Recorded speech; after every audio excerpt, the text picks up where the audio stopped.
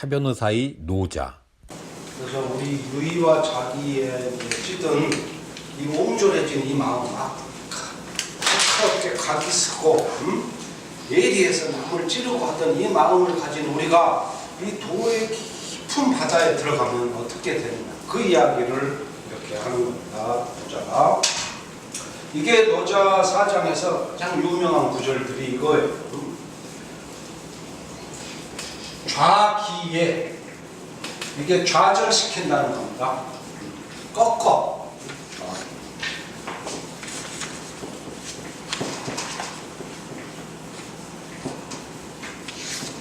우리는 지식을 예리하게 하려고 지금 여기 왔어요. 뭔가 날카로운 지식을 한번 우리가 가져보려고 이 자리에 왔는데 노자가 다 그치는 거야. 그런 생각을 버리십시오. 탁 치고 그런 예리함을 꺾어라. 이 도우 세계에 들어가면 사람이 예리해지는 게 아니고 부드러워져. 우리가 예리해진 것은 먹고 살려고 하다 보니까 내 무기를 날카롭게 해야 어디 토론에 가서 이길 거 아니에요. 토론에 가서 이길지는 몰라도 계속 그런 짓을 반복하다 보면 이 인간의 내면이 얼마나 황폐해지겠어요. 그 예리함에 대한 추구, 우리가 지금 인문학을 할 때 잘못하면 일로 간다 이거예요. 제가 틈나면 한 번씩 지적하는 거.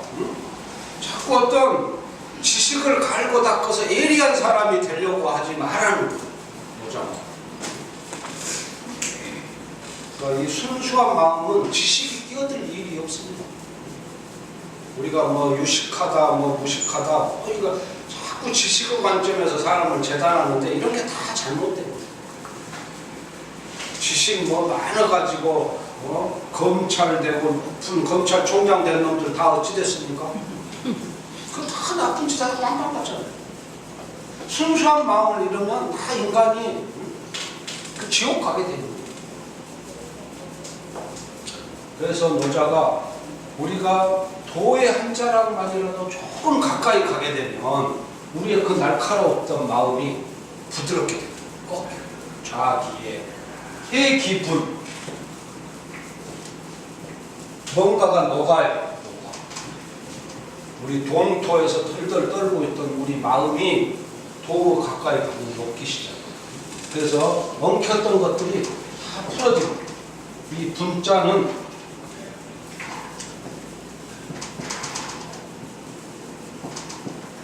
뒤엉킨다는 거지. 분란을 일으킨다 그러죠? 분란. 그게 녹아. 그리고 화기광.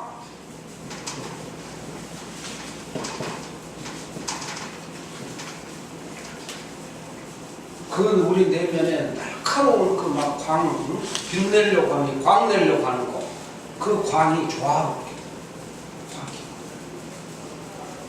그러니까 우리 공부는 광 내는 공부가 아니라 광을 죽이는 공부. 여러분들 광을 죽이셔야 돼요. 너무 막 어떤 놈처럼 막 기자를 막 째려보면서 광을 막 번쩍번쩍 하면 안 되는 거예요.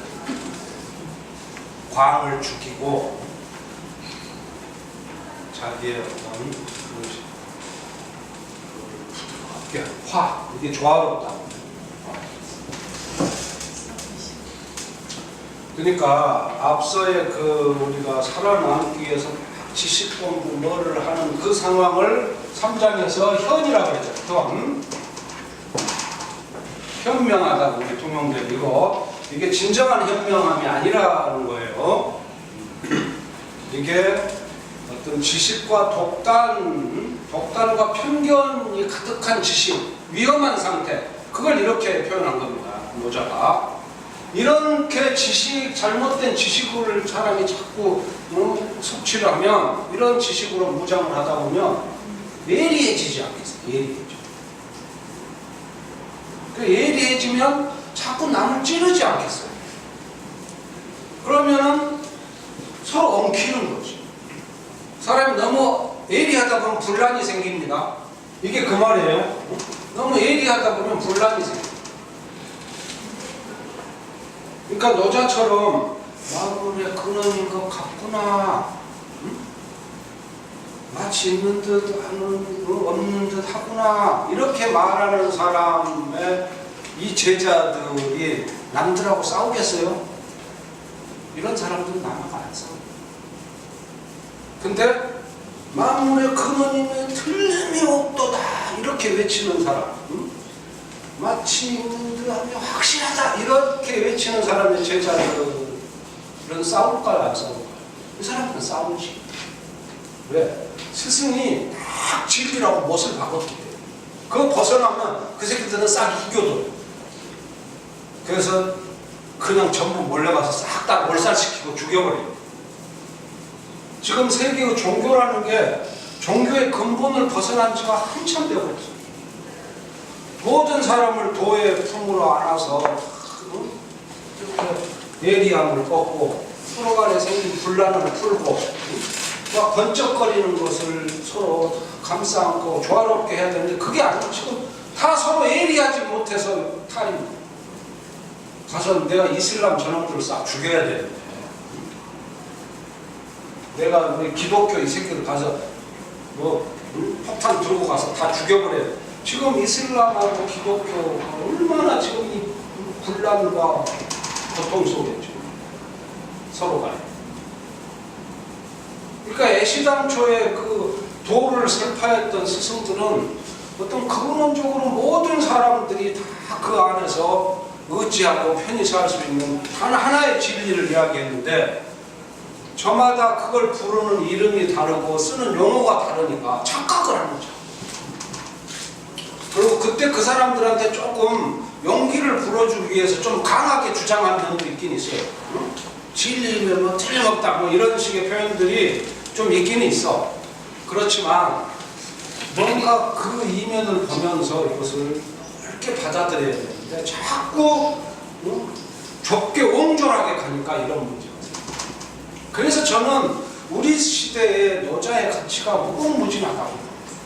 도를 이야기했던 사람 중에 자기 도를 이야기하면서 그 확신과 결의에 찬 목소리를 버리고 뭐 같구나 한 사람은 이 세상 전체에 노자밖에 없어요.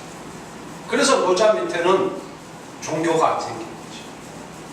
그냥 이거를 이해한 아주 그 철학적인 사람들만이 이 어떤 학파를 형성해서 내려왔지. 나중에 도교가 생기지만은요, 도교는 도가 철학하고는 상당히 다른 거예요.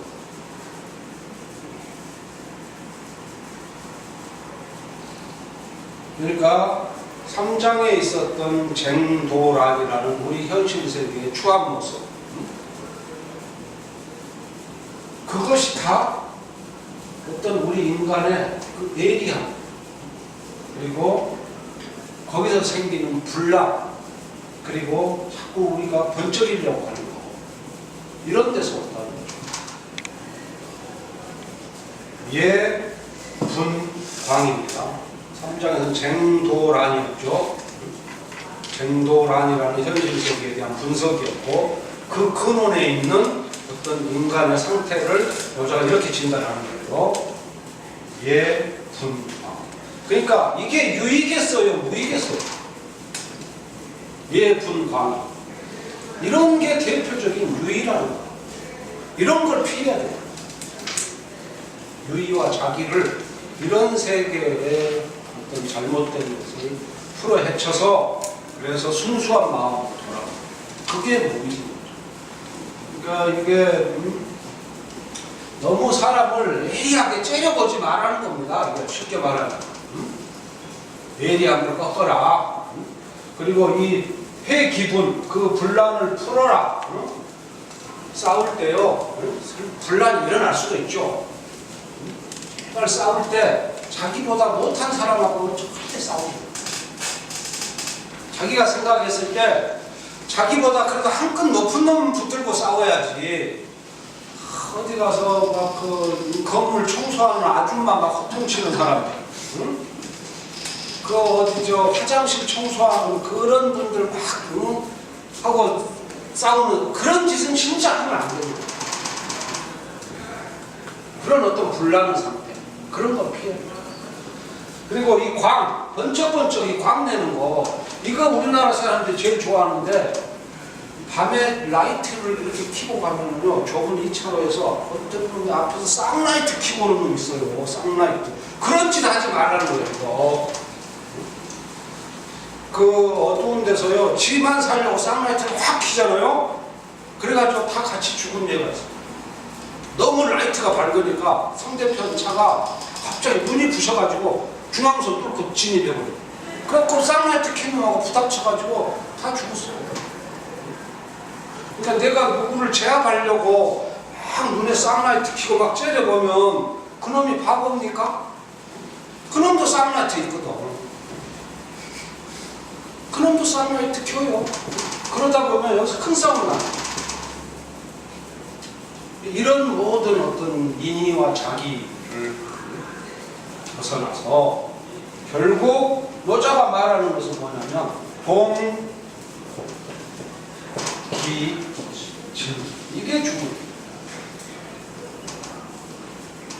티끌, 이 진이 티끌입니다. 티끌. 미진의 세계의 진이죠. 이 티끌과 하나, 티끌 속으로 들어요. 우리가 제일 되기 싫은 게 티끌이잖아요. 우리가 뭐 보란듯이 좀 살아보려고 하지 티끌 되려고 지금 온 거 아닌데, 노자는 자꾸 이상한 말씀을 하시고 너무 빛이 되려고 하지, 너무 번쩍이려고 하지. 그리고 티끌과 이게 무입니다. 그래서 이게 노자 지금 사장의 핵심은 요 지금 4마디에 들어있는데, 이걸 이제 한 구절로 화광동진이라고, 이건 좀 들어보셨을 겁니다.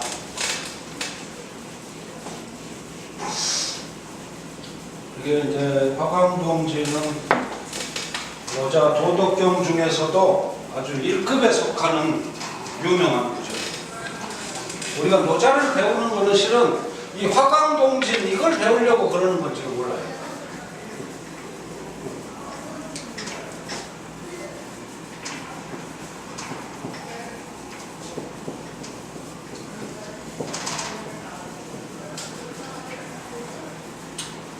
먼지는 펄펄 날리는 데 특징이 있죠. 이 진짜를 보면 먼지는 흙이니까 이 흙은 이해가 돼. 그렇죠? 근데 요 위에 있는 게 이게 뭐죠? 한문 공부 좀 해봅시다. 한문 잘 아시죠? 이게 먼지 진짜인데, 이 풍진세상 할 때 그 진짜예요. 흙은 이해되는 요 위에 있는 글자 이게 뭐예요? 이거. 사슴놈이죠, 사슴. 사슴이라는 놈이 가만히 있지를 못하잖아요. 맨날 뛰어다녀. 그러다 보니까 사슴이 있는 데서는 항상 먼지가 날립니다. 옛사람들이 참 글자 읽을 때 보면은 이 아이디어가 멋있어. 그러니까 사슴이 막 뛰고 흙 위에서 뛰다 보니 이게 먼지가 생깁니다. 이게 이제 화광동진인데,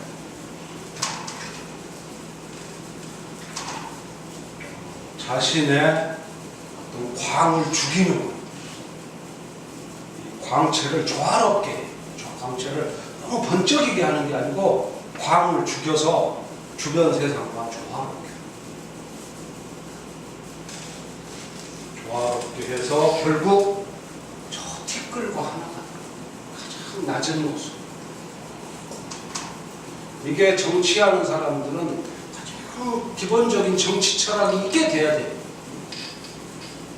자기 어떤 그 번쩍임을 죽이고 민중 속으로 들어가야 되죠, 정치하는 사람들이.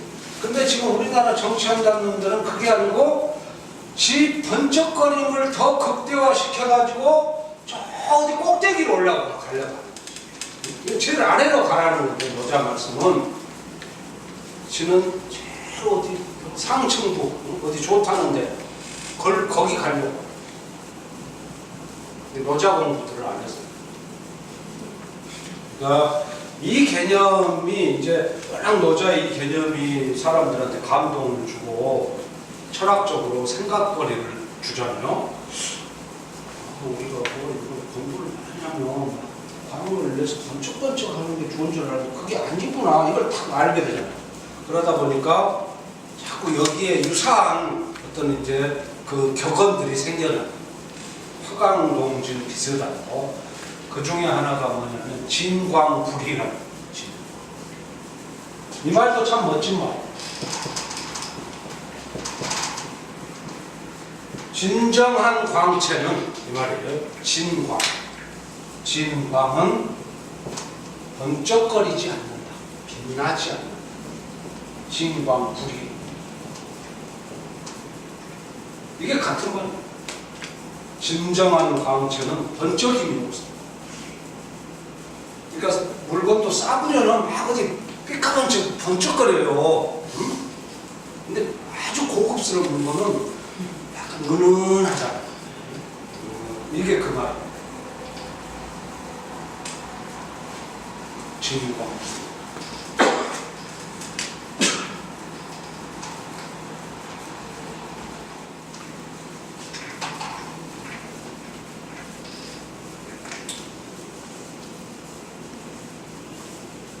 그래서 도라는 거는 고요하고 고요하여 마치 있는 듯 없는 듯 하구나. 있는 듯 없는 듯 하다.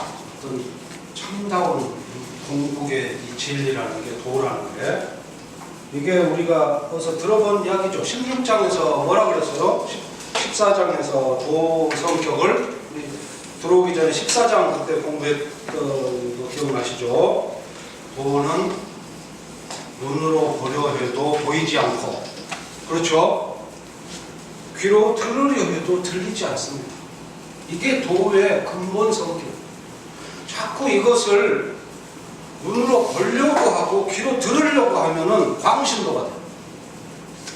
편협한 어떤 그 사술에 농락당해가지고 바보가 돼요. 우주의 근본 성격을 이해를 못하니까 자꾸 이런 어리석은 생각을. 우주의 근본 도가 이게 무슨 형상이 있습니까? 소리가 있습니까? 그런 것을 가진 객관적인 물체가 있다면 그게 도겠어요? 될 수가 없는 일. 도는 형상도 없고 색깔도 없고 냄새도 없고 이름도 없는. 근데 우리는 살기 위해서 여기에 이름을 붙이는 것 뿐이죠. 근데 근본적인 우주의 근원적인 세계로 점점 들어가면 우리는 이 감각의 세계에 사니까 그렇지만 자외선, 적외선만 넘어가도 우리 눈에 안 보이잖아요. 엑스레이 같은 게 눈에 보입니까? 눈에 안 보이지만은 엑스레이 기사님은 어찌합니까? 환자만 넣어놓고 밖으로 도망가죠. 그게 그렇게 위험한 물건이니까 지만 살려고 그러는 거 아니에요. 피폭되니까. 그러니까 우리 생명에 그렇게 위해를 주는 중대한 이 옆에 엑스레이도 있는데 우리 엑스레이가 보입니까? 안 보이잖아요. 감마선 같은 거, 그 원자폭탄 터지면 감마선이 해서 다 사람을 죽이는 건데 그런 게 보입니까? 히로시마 그게 보였으면 사람들이 미리서 도망갔지. 그런 물체도 하여튼 안 보이는데 우주의 근본 도가 우리 눈에 보이겠어요? 이런 어떤 우주의 근본 성격을 이해를 못해요. 자꾸 그것을 감각의 세계로 보려고 들었다 봤다 이렇게 하면은 여기서 문제가 생겨요. 그러니까 노자가 그런 어떤 잘못된 오해를 차단시키기 위해서 14장에서 딱 쐐기를 도라는 것은 눈으로 볼 수 없고 귀로 들을 수 없고 그걸 이 힘이 이러잖아요. 이라는 게 눈에 안 보이는 거 어성투리한 거거든요. 희미하다는 것은 우리가 쓰는 말 그대로 희미한 그거예요. 그러니까 노자 말은 도라는 것은 어성투리하고 희미하다 이 뜻이죠. 이 희미가.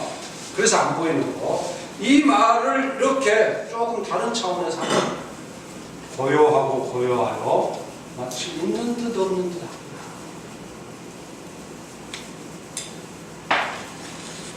그러면서 노자가 하는 말이 나는 도가 누구 아들인지 알지 못하나 상제지상 상제보다 먼저 있었던 것 같고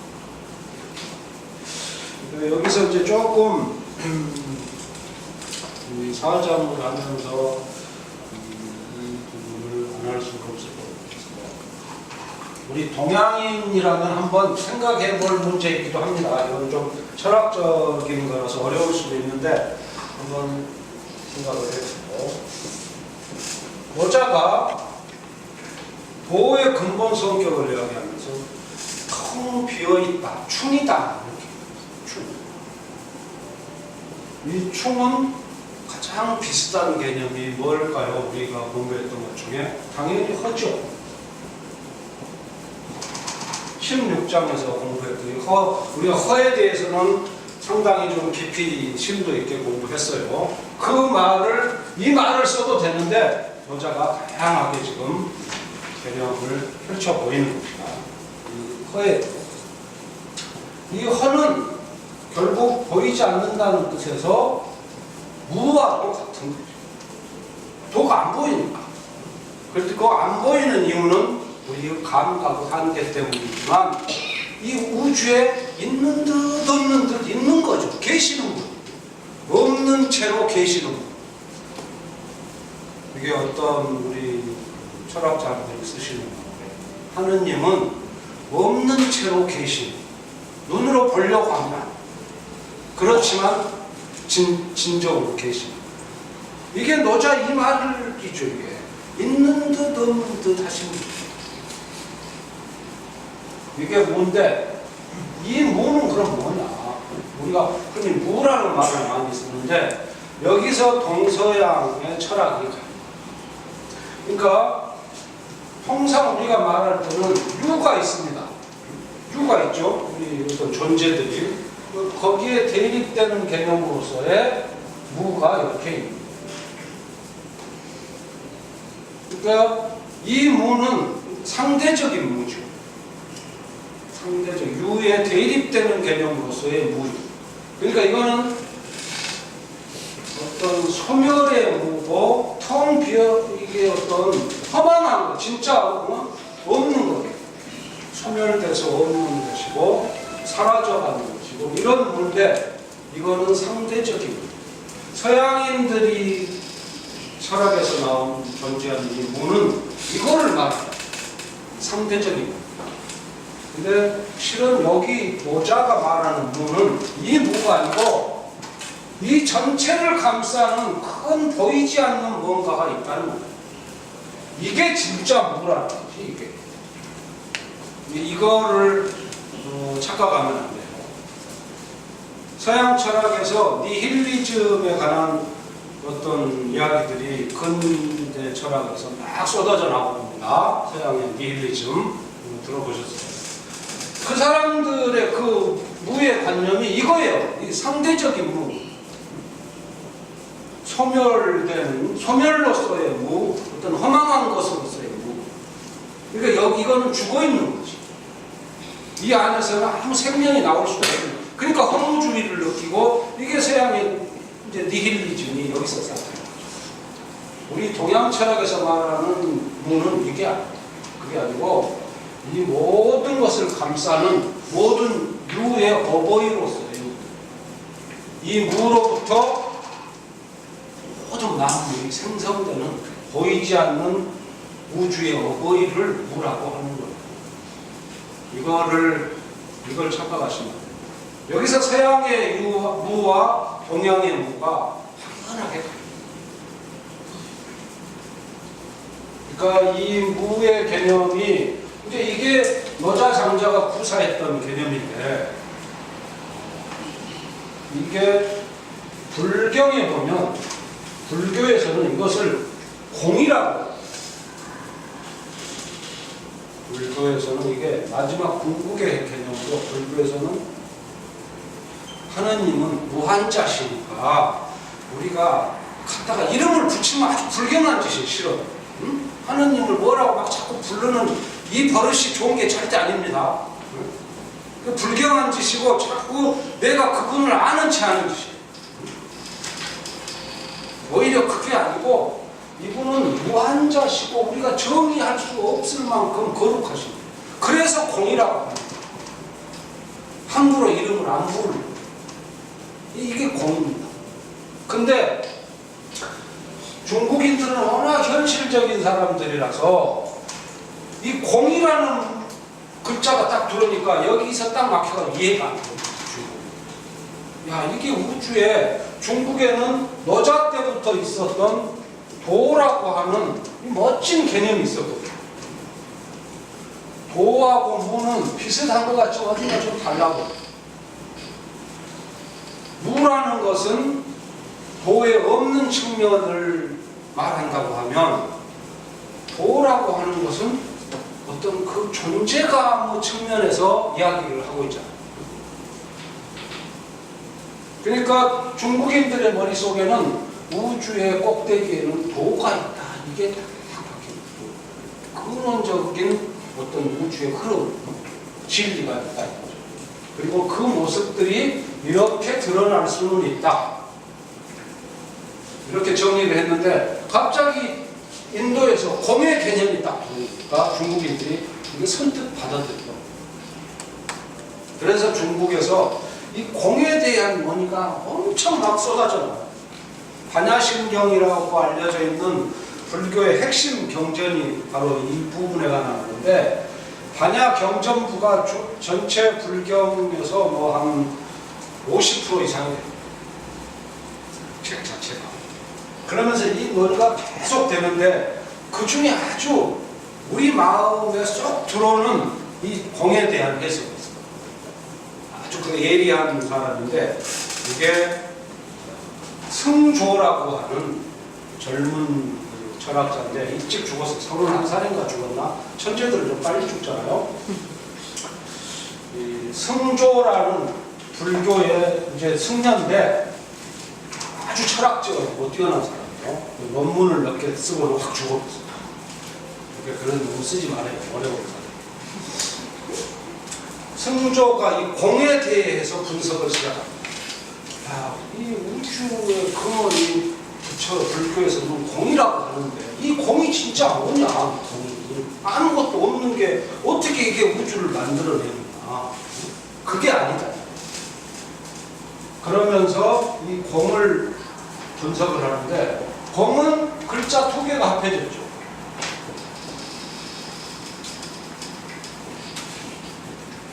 구멍이 혈이고 이게 장인 장자면 마스터 이 아키텍이 있는 거예요. 이게 그 건축가 큰 장인. 그러니까 우주라는 큰 이 구멍 모든 천지 만물이 들어가는 큰 그릇이 이렇게 있는 거죠. 구멍혈이 있는데 그 안에는 들여다봤더니 아무것도 없는 게 아니고 우주에 장인이 계시 장인이. 이게 빌공자의 오묘한 뜻입니다. 빌공자가 그냥 아무것도 없는 글자가 아닙니다.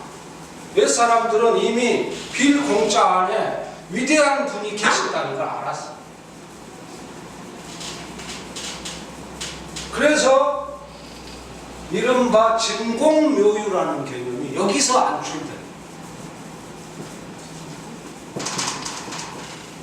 진짜 공이라는 것은 텅 비어서 죽어있는 공이 아니고 그 안에서 모든 만물이 생성되어 나오는 우주의 공. 이게 진공묘유입니다. 거기에 오묘한 게 있다겠죠. 모든 신비가 있다. 공에 대한 진정한 이해가 여기서 이루어집니다. 그러니까 공을 잘못 이해하면 아까 서양식의 니힐리즘처럼 그런 공으로 이해하면 안 된다 이거예요. 그건 죽어있는 공이에요. 상대적인 공이고 부처님이 말하는 공은 그런 게 아니고 아까 말한 절대적인 무, 모든 유를 창조해내는 그런 만물의 어버이로서의 이것을 부진공론이라고 해요. 승조에. 흔히 말하는 공이 진짜 공이 아니고 부진공. 그건 잘못된 공이다. 가짜 공이고 진짜 공은 그거예요. 이 부진공론을 통해서 중국인들이 불교의 공을 정확하게 이해하기 시작해요. 아, 이게 무슨 허망한 텅 빈 게 아니고 이 안에 어마어마한 어떤 그 생명의 생성의 힘을 가진 이 우주의 장인,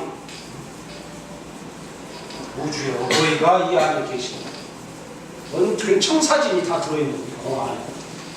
우리는 감각하기 때문에 못 보는 거죠. 그러나 수억 년, 수십억 년 무슨 아승지겁을 통해서 이게 펼쳐진 이 개념들이 이렇게. 그러니까 이거는 우리가 중국 그때 당시 상제 신앙이 많이 유행했어요. 사람들은 근본적인 도, 질 이런 거 어렵잖아. 안 보이니까 빨리 가서 붙들어서 빌고 이러면 속이 시원한데, 응? 거기서 향 피우고 절하고, 좀 우리 남편 이번에 승진 좀 시켜주고 좀 차 좀 새로 뽑을 수 있게 좀 해주고 이러면 얼마나 좋아요. 빌고 해버리고 끝나는데. 그래서 중국에서 상제 신앙이 유행했어요. 노자 시대. 그 노자가 민중들은 어쩔 수 없으니까 그렇게 살아간다는 거는 이해는 해요. 그렇지만 어떤 근원적인 진리 상태를 알려야 되니까 이 이야기가. 진정한 도라는 것은 그렇게 이름 속에 갇혀 있습니다. 뭐 향불 들고 빈다고 해서 딴 사람 남편 승진해서 누락시키고 당신 남편 그 승진시켜줄 수가 없는 하나님. 그게 하나님이겠어요? 그런 뜻에서 노자가 지금 보면 상당히 놀라운 듯한 하느님보다 먼저 있었던 것 같구나. 이런 말로 민중을 깨우치. 아는 사람은 알아들으라. 오늘 강의 여기서 마치겠습니다.